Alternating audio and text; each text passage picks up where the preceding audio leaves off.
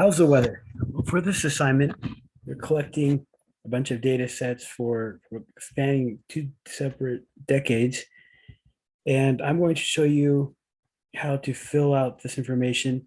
And I'll show you a shortcut if you want to fill out the information a little bit faster, letting Excel work for you. So for this example, I'm going to pick Idaho Falls, Idaho. You can pick whatever town you want. And sure, let's go with 4 decades. I need to start off by having some sort of a date in here. I'll put one about 2019. Yeah. And I'm going to add a month to that equals date for year. I'll add that month function plus one. So that the formula I just wrote takes a date that's from the cell right above it, and it adds one more month. So now we have February 1st, and I'm going to double click right on here. When I mouse over, it turns into a plus sign, a double click, and that gives me dates all the way down here. Oh, all the way to 20. Okay, that's in the future. So we adjust this about 2010. Okay, so that goes out to 2014. Oh, maybe I'll do, well, yeah, I'll just leave it at that.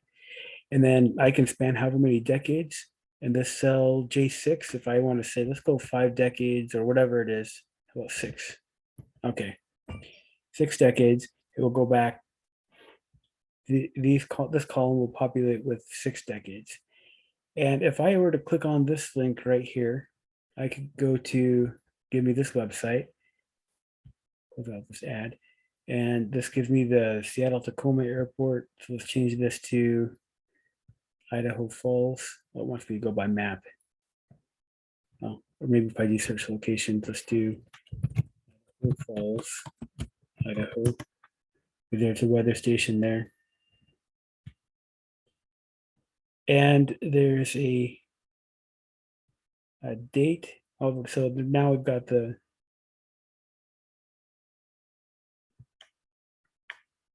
history. And I can put whatever date in here. I'm looking at, let's see, January 1st, 2010. So I'll put that in here. January.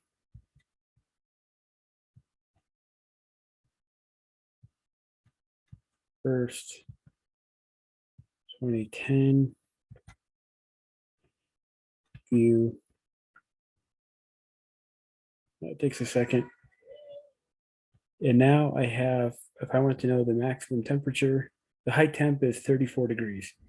So I come to here, I type in 34 degrees, and now there's a whole bunch of clicks I can do to get February 1st, or I can just come up here to the URL and I'll change that to February 1st. And that gives me the summary. I can come in here, high temperature is 28 degrees. And I can keep doing that. And that will take a while.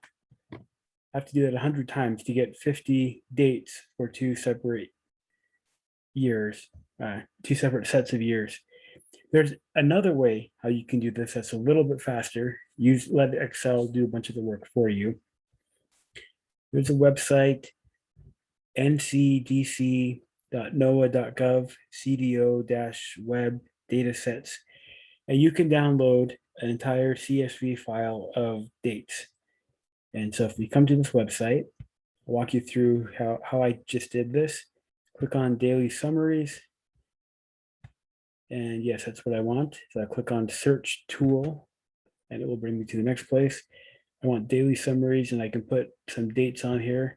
Let's give it a date range going back in time a long way. So let's make this 1940. I think this data goes back to 1940, 1941, something like that. If you put some other date, it might tell you it'll adjust for you. Well, maybe not. Let's see. Weather stations. Let's go cities. I'll do Idaho Falls. Search.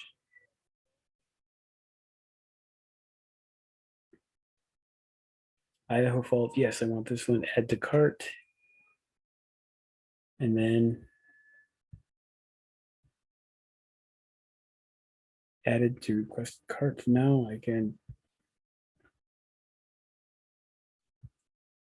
Let's look at the cart. Free data view. All items. One. It'll give me a few options. A CSV file is what you want. Custom GHCN daily. And oh, it looks like it adjusted the date from 1948 because that's as far back it has data. Yeah, continue. And it will ask for an email address. Oh, I want station name. How about I'll select maximum temperature. That's what we want. You can grab the other stuff if you want, but that's all I want.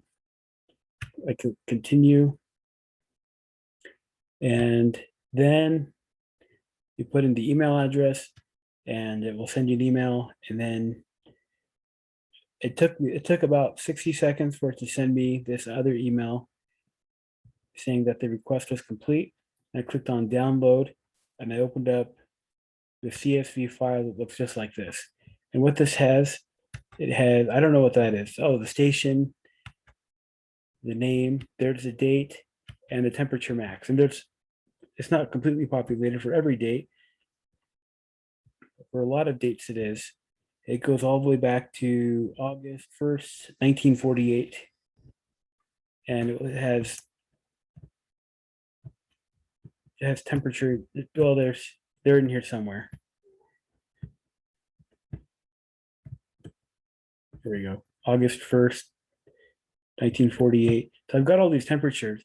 It'll take a long time looking back and forth and clicking on things. And so what I'm going to do is I'm going to take this Excel file, its worksheet, and I'll append it to my other one. Move or copy. I'm going to move that to how is the weather. Move it to the end. Click OK. And now it's here. It's not quite there, but it's really close. There's a little formula, all right. It's called VLOOKUP equals VLOOKUP. The first argument is a value to look up. So let's do the date. And then it wants some sort of a table to look up. So I'll click on the other tab. And I'll just select these two cells, C, D, comma, and the index, I'm putting 2. Column C is index 1. Column D is index 2. If you have the maximum temperature 3 columns over instead of just the second one over, you'd put 3. If it was 5 columns over, you would put 5. And then you want to type in false. And now that gives me the temperature. And so I can copy that according to the NOAA weather. And now I've got that. I'm going to take this thing right here and I'll copy this, Control C. And I can either rewrite the formula or I can paste it up here. Oh, I don't. Let me see. I want this D. And then this is looking at this other worksheet, 2, whatever that number is, column C and D, which is still what I want. Okay, index over 2 and false. And it's referencing the date right next to the right, to the left of it. And so now I can double click here and it's all the way populated. And I have this entire worksheet filled out. I can look at the former temperature, look at the box plots and the current temperature. So it looks like the 25th and 75th percentiles are about the same. The median temperature is lower, but you look at the whole box plot, it's not much different. Looking at max temperatures, they go a little bit lower, more recent times, looking at the same dates. If you look at it here, minimums 7, 0, older. Okay, so maybe it's a little bit colder, except for the median is colder back then. Maybe there's a little bit more climate, the temperature fluctuation for Idaho Falls.